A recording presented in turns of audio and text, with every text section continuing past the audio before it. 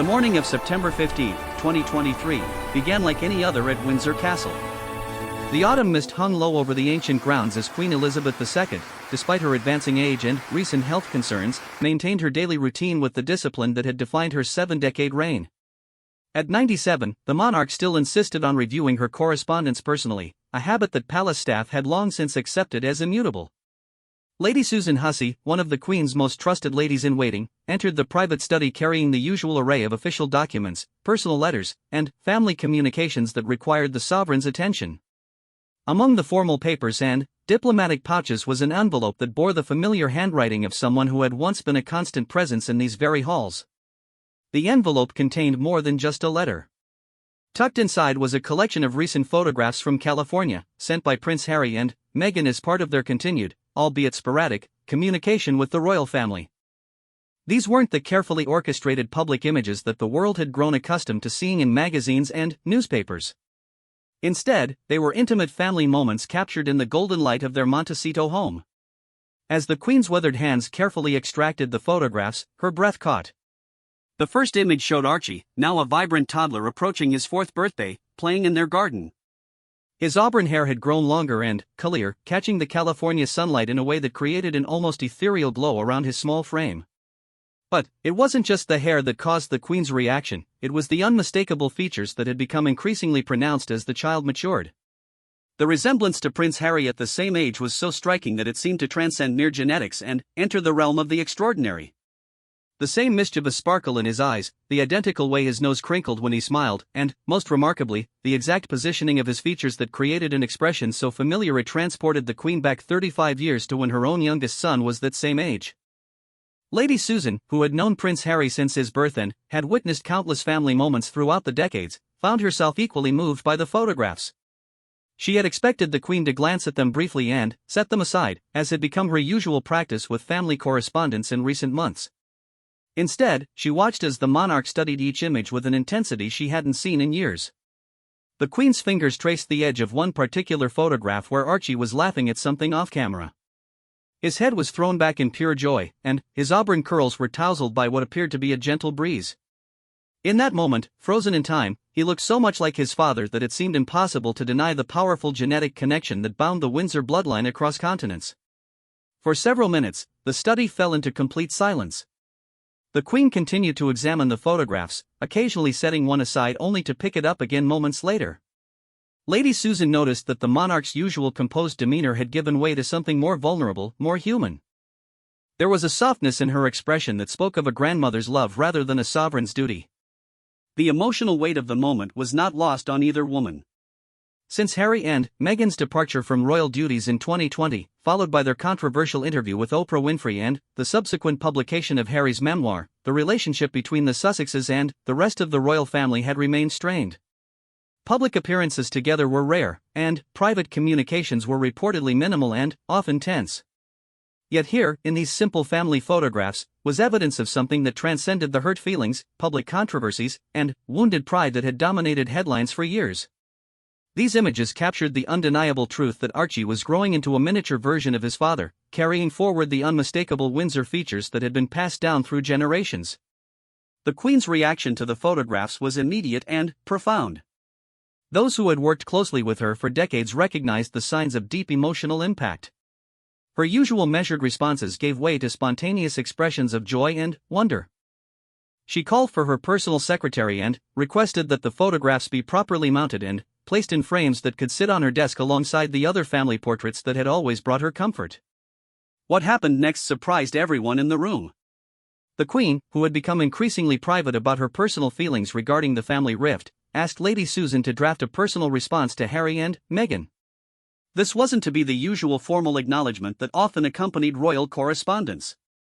Instead, she wanted to express her genuine delight at seeing how much Archie resembled his father and to share some stories about Harry at that same age.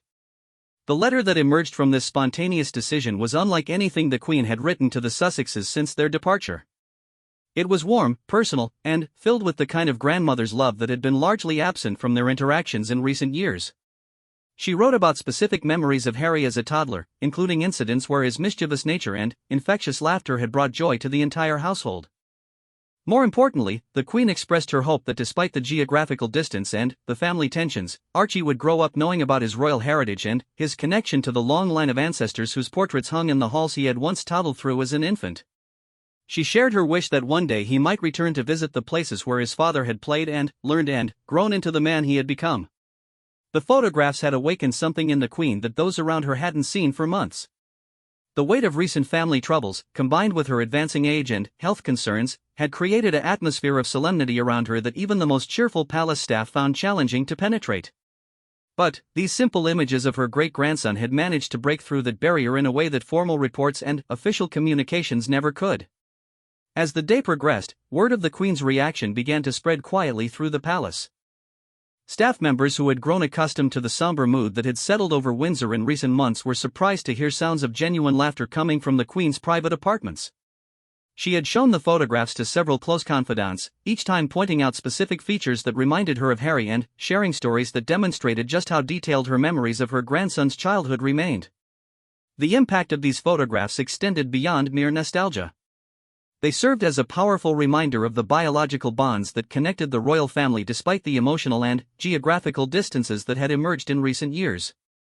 In Archie's face, the Queen could see not just Harry, but also traces of herself, of Prince Philip, and of the long line of ancestors who had shaped the monarchy for centuries. This recognition came at a particularly poignant time in the Queen's life. At 97, she was increasingly aware of her mortality and the legacy she would leave behind. The sight of her great-grandson carrying forward the family features in such a pronounced way provided a form of comfort that went far beyond simple grandmother's pride. It was validation that the Windsor bloodline would continue, that the physical characteristics that had defined generations of royals would persist into the future. The photographs also served to humanize the often abstract concept of family legacy. While the Queen had always understood intellectually that her descendants would carry forward the royal tradition, seeing such concrete evidence in Archie's Auburn curls and familiar smile made that future tangible in a way that formal succession planning never could. As evening fell over Windsor Castle, the Queen's mood had shifted dramatically from the subdued tone that had characterized her recent months. The simple act of receiving and viewing these family photographs had created a ripple effect that touched everyone around her. Staff members found themselves smiling more frequently, and the general atmosphere of the castle seemed lighter than it had been in quite some time. The photographs had accomplished something that months of diplomatic efforts and family mediation had failed to achieve. They had reminded the Queen that beneath all the public controversy and personal hurt feelings, there remained the fundamental reality of family connection. Archie's growing resemblance to his father served as visual proof that some bonds transcend disagreement and distance. This was just the beginning of what would become a remarkable transformation in the Queen's final months, sparked by the simple power of a toddler's smile captured in a California garden. The days following the arrival of Archie's photographs marked a transformation in Queen Elizabeth II that surprised even her closest confidants. The monarch, who had grown increasingly introspective and reserved in recent months, suddenly found herself eager to share stories and memories that she had kept private for years. The striking resemblance between her great-grandson and Prince Harry had unlocked a treasure trove of recollections that brought warmth back to her voice and light back to her eyes. Lady Susan Hussey noticed the change immediately during their morning routine the following day. Instead of the usual efficient review of official correspondence, the Queen found herself pausing to share memories triggered by the photographs that now sat prominently on her desk. She spoke of Harry as a 3-year-old, describing his habit of hiding behind the heavy velvet curtains in the staterooms during official functions, only to emerge with his auburn hair disheveled and his face bright with mischief. These weren't the carefully curated royal anecdotes that had been shared publicly over the years. These were the intimate, human moments that revealed the Queen not as a distant monarch but as a grandmother who had delighted in her grandson's personality and cherished every moment of spontaneous joy he had brought to the formal world of palace life. She described how Harry would race through the long corridors of Windsor Castle, his small feet echoing on the ancient stones, and how his laughter could fill entire rooms with infectious happiness. The Queen's personal secretary, who had been tasked with organizing the royal archives, was asked to retrieve specific photograph albums from the private royal collection. These albums, many of which hadn't been opened in years, contained hundreds of candid family photographs that documented Harry's early years in meticulous detail. As the Queen slowly turned through the pages, the resemblance between father and son became even more apparent. One particular photograph from 1987 showed Harry at age 3, playing in the gardens of Highgrove House during a family gathering. His auburn hair was catching the sunlight in exactly the same way that Archie's had in the recent California photographs. The similarity was so striking that it seemed to collapse time itself, creating a bridge between generations that transcended the current family difficulties. The Queen called for Prince William to visit that afternoon, hoping to share this remarkable discovery with Harry's brother. When William arrived, he was initially surprised by his grandmother's animated demeanor. The recent years had been difficult for everyone in the family, and seeing the Queen so genuinely excited about something was both touching and unusual. As William examined the photographs of Archie alongside the archival images of his brother, he too was struck by the incredible resemblance. The genetic connection was undeniable, but, more than that, it seemed to capture something essential about Harry's spirit that had been present from his earliest years. William found himself sharing his own memories of his younger brother, stories that highlighted Harry's natural charisma and his ability to bring joy to even the most formal royal occasions. The conversation between grandmother and grandson lasted for hours, far longer than the brief formal visits that had become standard in recent years. They talked about Harry's childhood adventures, his natural way with people, and his infectious enthusiasm for life. For William, it was an opportunity to remember his brother not as the source of recent family tensions, but as the little boy who had looked up to him and followed him around the palace with devoted admiration. The Queen shared a particularly meaningful memory from Harry's 4th birthday party, which had been held in the private gardens of Windsor Castle. She described how Harry had insisted on sharing his birthday cake with every member of the staff, from the senior courtiers to the groundskeepers. His genuine desire to include everyone in his celebration had touched her deeply and had demonstrated the kind heart that she hoped would continue to guide him throughout his life. These conversations began to have a ripple effect throughout the royal household. Staff members who had known Harry during his childhood found themselves reminiscing about their own experiences with the young prince. The head gardener recalled how Harry had insisted on helping plant flowers in the castle gardens, often getting more soil on himself than in the flower beds. The head chef remembered Harry's visits to the kitchen, where he would charm everyone with his questions about how meals were prepared for such large numbers of people. The Queen's enthusiasm for sharing these memories led her to reach out to other family members who had been close to Harry during his youth. She called her daughter, Princess Anne, and spent an entire afternoon discussing Harry's natural affinity for animals and his fearless approach to riding horses. And shared stories about teaching Harry to ride and marveled at how the little boy had shown no fear, even when faced with horses much larger than himself. Prince Charles, despite the current strain in his relationship with his younger son, was also drawn into these conversations. The Queen's genuine joy in discussing Harry's childhood seemed to remind everyone of the love that had always existed within the family, even if it had become complicated by recent events. Charles shared memories of taking Harry on official visits and being amazed by his son's natural ability to connect with people of all ages and backgrounds. The photograph albums revealed countless moments that highlighted Harry's special relationship with his great-grandmother. There were images of formal family gatherings where Harry could be seen sitting close to the Queen, often reaching up to touch her jewelry or whispering something that would make her smile. These candid moments captured a bond that had developed naturally over years of shared experiences and genuine affection. One photograph that particularly moved the Queen showed Harry at age 5, carefully helping her feed the corgis during a family weekend at Balmoral. His concentration was evident as he tried to ensure each dog received equal attention, and his gentle approach with the animals demonstrated a sensitivity that had always been part of his character. The Queen remembered how he had asked detailed questions about each dog's personality and had given them all individual names based on what he perceived as their unique characteristics. The Queen's renewed focus on these positive memories began to influence her perspective on the current family situation. While she remained disappointed by some of the public statements that had been made and the way certain private family matters had been shared with the media, she found herself thinking more about the essential person that Harry had always been rather than focusing solely on recent controversies. She began to dictate additional letters to Harry and Meghan, sharing specific stories triggered by the photographs of Archie. These letters were warm and personal, filled with details about Harry's childhood that she thought they might want to share with their son someday. She included stories about Harry's first attempts at official duties, his natural way with children during hospital visits, and his infectious enthusiasm for learning about different cultures and traditions. The Queen's correspondence with the Sussexes began to take on a different tone during this period. Instead of the formal, somewhat distant communications that had characterized their relationship since their departure, her letters became increasingly personal and affectionate. She wrote about her hopes for Archie's future and her desire to be part of his life in whatever way might be possible given the current circumstances. More importantly, the Queen began to express her understanding of Harry and Meghan's desire to raise their children in a different environment from the one in which Harry had grown up. While she couldn't fully agree with all of their decisions, she found herself acknowledging that their love for their children was evident and that their protective instincts as parents were both natural and admirable. The transformation in the Queen's attitude didn't go unnoticed by the media, though the specific cause remained private. Royal correspondents began to note a subtle shift in the tone of official statements regarding the Sussex family. While there was no dramatic announcement or public reconciliation, there were small signs that the Queen's perspective on the family situation was evolving. Palace staff reported that the Queen had requested updates on Archie's development and had expressed interest in learning about his personality and interests. She wanted to know what games he enjoyed, what books were being read to him, and whether he showed any signs of the curiosity about the world that had been such a defining characteristic of his father's childhood.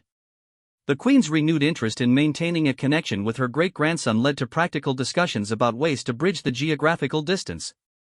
She explored options for video calls that might allow her to interact with Archie directly and considered sending packages of books and toys that might help him learn about his British heritage and royal family history.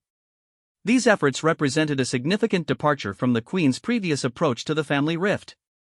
Rather than waiting for others to make the first moves toward reconciliation, she had begun to take active steps to maintain and strengthen the bonds that connected her to her great-grandchildren. The photographs of Archie had served as a catalyst, reminding her that time was precious and that the opportunity to know her great-grandchildren was not something she wanted to let slip away due to adult disagreements and wounded pride. The transformation that had begun with a simple photograph was about to extend far beyond the walls of Windsor Castle. Word of the Queen's renewed interest in her great-grandson had reached Harry and Meghan through the warm, personal letters she had been sending, and their response surprised everyone involved in the delicate situation. What emerged was not the defensive reaction that many had expected, but rather a genuine appreciation for the Queen's efforts to maintain a connection with Archie. Meghan, who had often felt misunderstood by the royal family and the British media, was particularly touched by the Queen's letters. The personal stories about Harry's childhood painted a picture of a loving, supportive family environment that contrasted sharply with some of the more formal and distant interactions she had experienced during her time as a working royal. These letters revealed a side of the Queen that Meghan had only glimpsed during their brief private moments together. The couple's response came in the form of more photographs, but these were accompanied by something unexpected, a video message from Archie himself. At nearly 4 years old, Archie had developed a charming personality that combined his father's natural warmth with his mother's intelligence and poise. In the video, carefully filmed in their California home, Archie spoke directly to his great-grandmother, his auburn curls catching the light as he shared some of his favorite activities and asked innocent questions about the castle where his daddy used to live. The impact of hearing Archie's voice for the first time in months was profound for the Queen. His accent was a fascinating blend of British and American influences, reflecting his unique upbringing between two worlds. He spoke with the confidence of a child who was clearly loved and nurtured, but there was also a curiosity about his royal heritage that touched the Queen's heart. He asked about the horses at Windsor Castle, wondered if there were still corgis running around the halls, and wanted to know if his great-grandmother remembered his daddy when he was little. Lady Susan Hussey, who was present when the Queen first viewed the video, later described it as one of the most emotionally powerful moments she had witnessed in decades of royal service. The Queen watched the short video multiple times, pausing to comment on Archie's expressions, his mannerisms, and the countless ways in which he resembled his father. She was particularly struck by his natural curiosity and his respectful but confident way of speaking. The Queen's response was immediate and heartfelt. She asked her staff to arrange for a video call with the California household, something that represented a significant departure from her usual preference for written correspondence and formal communication. The technology required some adjustment on her part, but her determination to speak directly with Archie overcame any hesitation about unfamiliar methods of communication. The video call that took place the following week became a turning point in the family's relationship. For the first time in over 2 years, the Queen was able to interact directly with her great-grandson in real time. The conversation, while carefully supervised and lasting only about 15 minutes, was filled with genuine warmth and mutual curiosity. Archie showed his great-grandmother some of his favorite toys and books, while she shared stories about the castle and promised to send him photographs of the horses and gardens he had asked about. What struck everyone who observed this interaction was the natural rapport that developed between the Queen and Archie.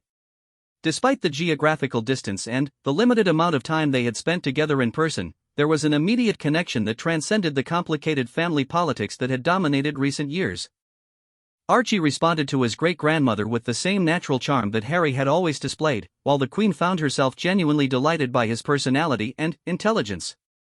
The success of this initial video call led to regular weekly conversations that became a source of joy for both participants. The Queen began to schedule these calls as fixed appointments in her calendar, treating them with the same importance she gave to meetings with heads of state. For Archie, these conversations became a special time when he could share his latest discoveries and adventures with someone who listened with genuine interest and enthusiasm. These regular communications began to provide the Queen with detailed insights into Archie's development and personality. She learned about his love for books and his particular fascination with stories about animals and adventures. She discovered his artistic talents when he proudly showed her drawings he had made of castles and horses, clearly inspired by the stories he had heard about his royal heritage. Most importantly, she began to understand the kind of child he was becoming under his parents' care.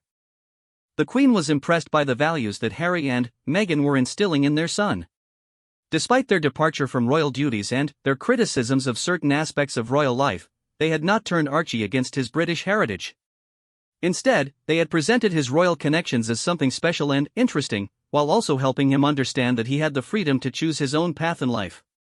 This balanced approach earned the Queen's respect and helped her see that Harry and Meghan's decisions as parents were motivated by love rather than spite.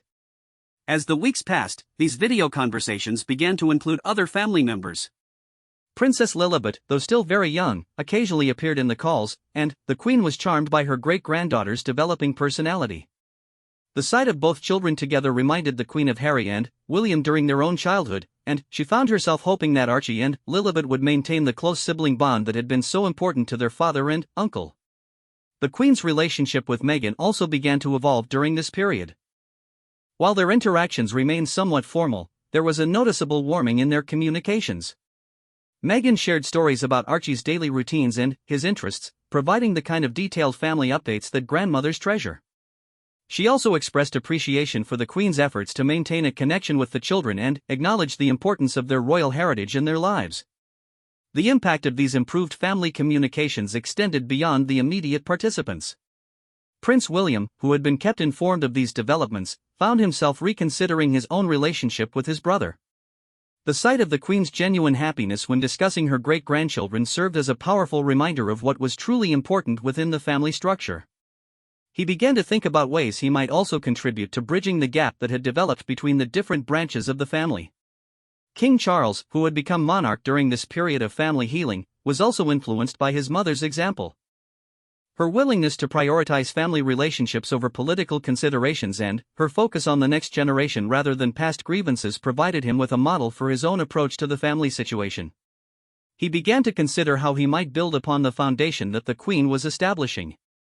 The Queen's weekly video calls with Archie and Lilibet became a source of strength and joy during what would prove to be her final months. The children's energy and innocent questions provided a welcome contrast to the weight of state responsibilities and the physical challenges she was facing.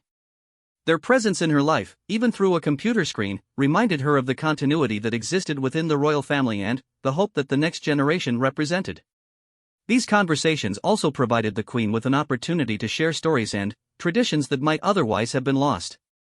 She told Archie about the history of Windsor Castle, explained the significance of various royal ceremonies, and shared family stories that connected him to generations of ancestors. While she respected Harry and Meghan's decision to raise their children with maximum freedom to choose their own futures, she wanted to ensure that they had access to their heritage should they ever wish to embrace it. The transformation in family relationships that had begun with a simple photograph was creating ripple effects that extended far beyond what anyone had initially imagined. The Queen's willingness to prioritize her relationships with her great-grandchildren over the political and personal disagreements that had divided the family was beginning to create new possibilities for healing and connection. Palace staff noticed that the Queen's overall mood and health seemed to improve during the periods when she was preparing for or recovering from these family video calls. The anticipation of speaking with Archie and Lilibet gave her something to look forward to, while the conversations themselves provided emotional nourishment that seemed to energize her in ways that formal duties and state obligations no longer could. The weekly video calls became such an important part of the Queen's routine that her staff began to structure her schedule around them. These conversations were treated as sacred time that was not to be interrupted or rescheduled except in cases of genuine emergency. The Queen's commitment to maintaining this connection with her great-grandchildren demonstrated her understanding that family relationships require consistent attention and care, regardless of geographical distances or political complications. As winter approached Windsor Castle in 2023, the Queen's health began to show signs of decline that concerned her medical team and closest advisors. However, those around her noticed something remarkable. Despite her physical challenges, her spirits remained remarkably buoyant, sustained by the weekly video calls with her great-grandchildren and the ongoing correspondence with Harry and Meghan. The connection she had rebuilt with this branch of her family seemed to provide her with a source of strength that transcended her bodily limitations. The Queen's determination to maintain her relationship with Archie and Lilibet led her to make some unusual decisions during this period. She asked her staff to digitize hundreds of family photographs from the royal archives, specifically selecting images that showed Harry's childhood and development alongside pictures of previous generations of royal children. Her goal was to create a visual family history that could be shared with her great-grandchildren as they grew older, helping them understand their place in the long continuum of royal history. This project became a labor of love that occupied many of the Queen's quiet hours. She personally selected each photograph, often spending considerable time choosing between similar images based on what story each one told or what aspect of family life it captured. She wrote detailed captions for many of the pictures, providing context that would help Archie and Lilibet understand the significance of various family moments and traditions when they were old enough to appreciate such details. Lady Susan Hussey observed that this work seemed to energize the Queen in ways that her official duties no longer could. While state papers and formal correspondence often left her looking tired and drained, the time spent organizing these family materials brought a brightness to her demeanor that was reminiscent of her younger years. She would often share stories prompted by the photographs, revealing details about family life that even her closest staff had never heard before. The Queen's efforts to preserve family history for her great-grandchildren extended beyond mere documentation.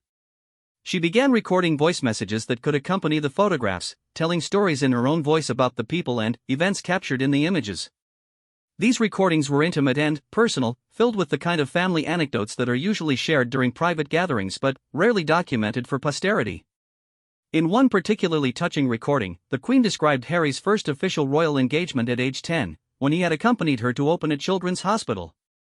She spoke with evident pride about how naturally he had interacted with the young patients, showing no fear or discomfort despite the serious medical environment.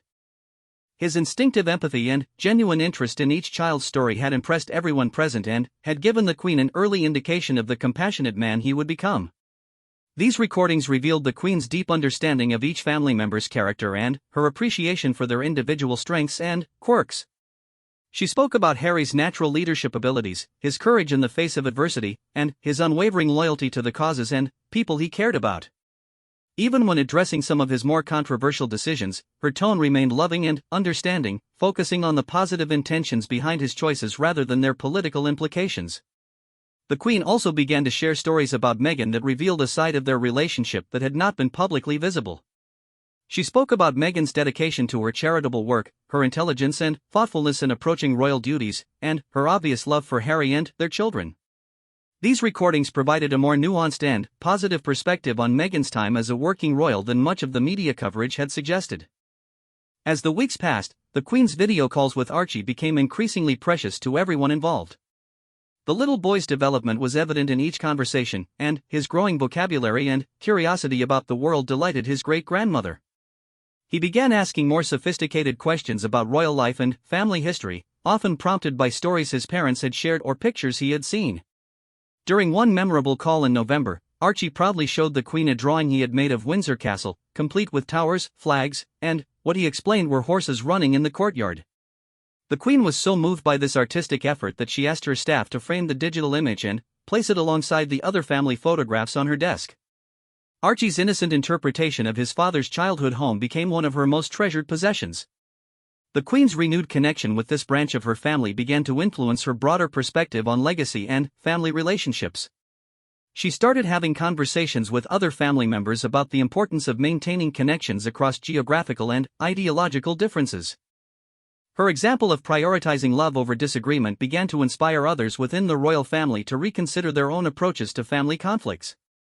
Prince William, influenced by his grandmother's example, began to soften his stance toward his brother. While he remained hurt by some of the public statements Harry had made, he started to focus more on their shared commitment to their children and their mutual desire to honor their mother's memory. The sight of the Queen's genuine happiness when discussing Archie and Lilibet reminded him of what Diana would have wanted for her sons and their families. King Charles also began to show signs of wanting to rebuild his relationship with Harry. The Queen's focus on the grandchildren rather than past grievances provided him with a model for moving forward. He started to consider ways he might contribute to the family healing process without compromising his position as monarch or appearing to endorse all of Harry and Meghan's past decisions. The Queen's health continued to fluctuate during this period, but her commitment to her great-grandchildren remained unwavering. Even when she was feeling particularly unwell, she insisted on keeping her scheduled video calls with California. Her staff learned to arrange these conversations for times when she was likely to be at her best, but they were struck by how much energy she could summon when it came time to speak with Archie and Lilibet. During one particularly difficult week when the Queen was confined to bed rest, she still insisted on her weekly call with the children. Propped up with pillows and speaking more quietly than usual, she listened as Archie told her about a school project he was working on and Lilibet babbled in the background. The joy on her face during these conversations was evident to everyone present, and it became clear that these family connections were providing her with motivation and strength during her most challenging moments. The Queen began to discuss her hopes and wishes for her great-grandchildren's futures during this period. She spoke about wanting them to feel connected to their British heritage while also embracing the opportunities their American upbringing would provide. She hoped they would grow up understanding that they had choices about how much or how little they wanted to participate in royal life, but that they would always be welcome and valued members of the family. Her vision for their future was inclusive and flexible, recognizing that the royal family would need to adapt and evolve to remain relevant in a changing world. She saw Archie and Lilibet as representing a new generation that could help bridge different cultures and perspectives, bringing fresh ideas and energy to the institution she had served for so many decades. The Queen's correspondence with Harry and Meghan during this period became increasingly focused on practical matters related to the children's understanding of their heritage. She offered to send books about British history and royal traditions that might interest Archie as he grew older. She suggested ways they might celebrate British holidays or traditions in their California home, helping the children maintain a connection to their father's homeland. These suggestions were offered with sensitivity and respect for Harry and Meghan's autonomy as parents. The Queen was careful not to overstep boundaries or impose unwanted traditions, but rather to provide resources and options that the family could choose to embrace or decline based on their own preferences and circumstances. The transformation that had begun with Archie's photographs had evolved into something much more significant than anyone had initially anticipated. What started as a grandmother's delight in her great-grandson's resemblance to his father had become a comprehensive effort to preserve family connections and create lasting bonds that could survive disagreements and distance. The Queen's approach during this period demonstrated a wisdom accumulated over decades of family leadership and 7 decades of public service. She understood that the strength of institutions, whether monarchical or familial, depended not on rigid adherence to tradition but on the ability to adapt while preserving essential values and connections. Her focus on love, understanding, and the welfare of the next generation provided a model for how families could navigate difficult periods without sacrificing the bonds that ultimately mattered most. The early months of 2024 brought a sense of urgency to the Queen's efforts to strengthen her connection with her great-grandchildren. Her medical team had begun expressing increased concern about her declining health, and those closest to her understood that time was becoming precious. Rather than allowing this reality to discourage her, the Queen seemed to draw energy from the knowledge that every conversation with Archie and Lilibet might be among her last, making each interaction even more meaningful and memorable. During a video call in February, Archie surprised his great-grandmother by announcing that he had learned to write his name and wanted to send her a letter. The 4-year-old's enthusiasm for this new skill delighted the Queen, who immediately expressed her eagerness to receive his first piece of correspondence.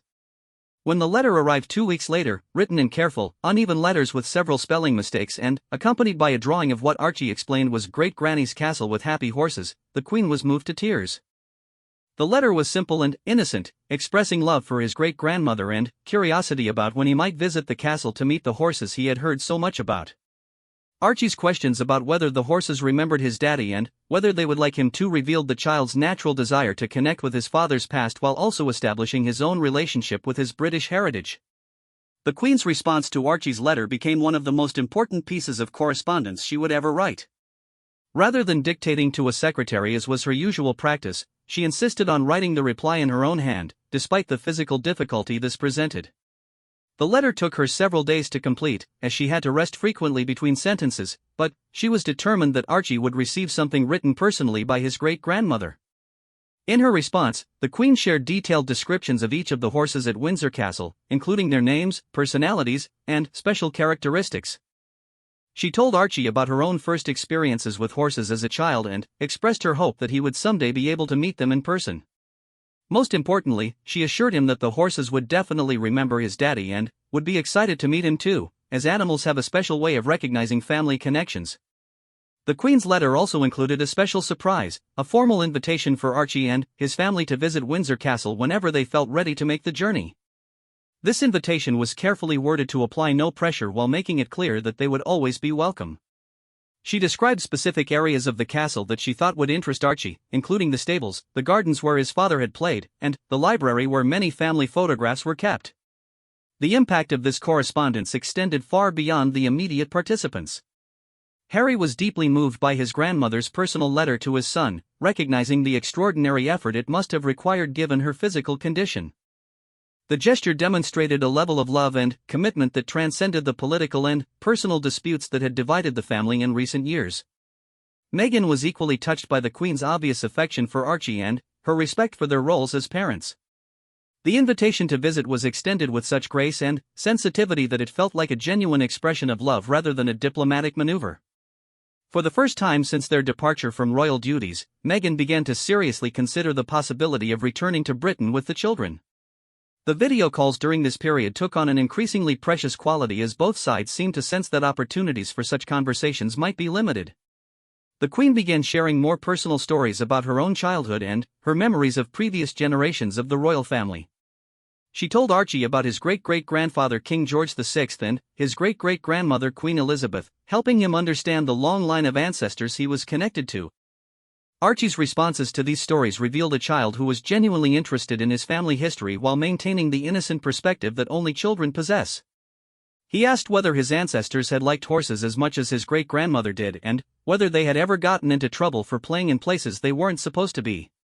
His questions often made the Queen laugh and reminded her of similar conversations she had had with Harry at the same age. During one particularly meaningful conversation in March, Archie announced that he had been practicing his royal wave and proceeded to demonstrate the proper technique he had learned from watching videos of his father and great-grandmother. His serious concentration on getting the gesture exactly right, followed by his proud smile when he succeeded, created a moment of pure joy that the Queen treasured.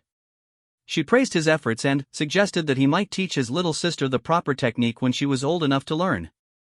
The Queen's health continued to decline throughout the spring, but her determination to maintain her connection with her great-grandchildren never wavered. Even when speaking became difficult for her, she insisted on her weekly video calls, sometimes simply listening as Archie chattered about his activities or watching as Lilibet played with her toys. These quiet moments of observation seemed to bring her peace and comfort during increasingly challenging days.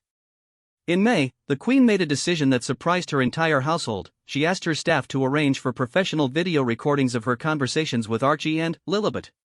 She wanted to create a permanent record of these interactions that the children could watch when they were older, helping them remember their great-grandmother and understand the love she had for them.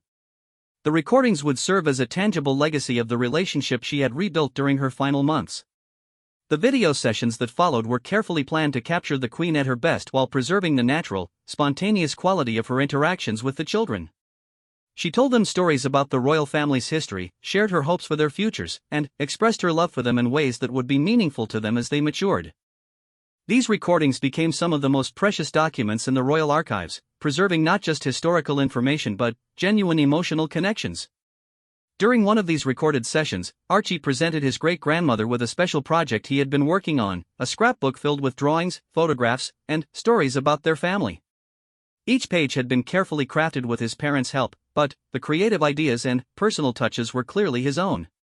The scrapbook included pictures of their California home, drawings of what he imagined Windsor Castle looked like inside, and written messages expressing his love for his great-grandmother. The Queen's reaction to this gift was overwhelming. She studied each page carefully, commenting on Archie's artistic skills and asking questions about his creative process. The scrapbook represented something far more valuable than any official state gift she had received. It was evidence of a child's genuine love and effort to connect with his family heritage. She promised Archie that the scrapbook would be kept in a special place at Windsor Castle where it would be preserved forever. As summer approached, the Queen's medical team began discussing the likelihood that her time was becoming very limited. Understanding this reality, she intensified her efforts to create lasting connections with her great-grandchildren while also working to heal the broader family relationships that had been damaged in recent years. She began having serious conversations with King Charles and Prince William about the importance of maintaining connections with Harry's family regardless of political considerations or past grievances. The Queen's final video call with Archie and Lilibet took place on a sunny afternoon in early September. She appeared more tired than usual, but her joy in seeing the children was evident. Archie had grown noticeably during the year of their regular conversations, and his vocabulary and curiosity had expanded dramatically. He told his great-grandmother about starting school and shared his excitement about learning to read longer books. During this conversation, Archie asked his great-grandmother if she ever felt lonely in the big castle. His innocent question touched the Queen deeply, and she assured him that thinking about him and his sister always made her feel less alone. She told him that knowing they were happy and loved in California brought her great comfort and that she carried their pictures with her wherever she went in the castle. The Queen's final gift to her great-grandchildren came in the form of a carefully prepared package that arrived in California just days before her death. The package contained the scrapbook of family photographs she had been working on, along with several small personal items that had belonged to Prince Harry during his childhood. There was also a sealed letter for Archie to open when he turned 18, containing her hopes and wishes for his future. Most importantly, the package included a simple gold locket containing a photograph of the Queen with Prince Harry as a child. The accompanying note explained that she wanted Archie to have something that connected him directly to both his father and his royal heritage. The locket was intended to be worn or kept as a reminder that he was loved and valued by his family in Britain, regardless of geographical distance or family complications. When news of the Queen's death reached California, Harry and Meghan made the immediate decision to travel to Britain for the funeral, bringing both children with them. For Archie, this would be his first visit to Windsor Castle since he was an infant, and his first opportunity to see in person the places his great-grandmother had described in their many conversations. The reunion between Archie and the rest of the royal family at the funeral was emotionally charged but peaceful. The little boy's obvious grief at losing his great-grandmother touched everyone present, while his natural charm and resemblance to his father served as powerful reminders of the family bonds that transcended recent disputes. King Charles and Prince William were both moved by their first extended interaction with Archie in years, and they could see clearly the positive impact the Queen's relationship with him had created. The Queen's funeral became not just a farewell to a beloved monarch but also the beginning of a healing process for the royal family.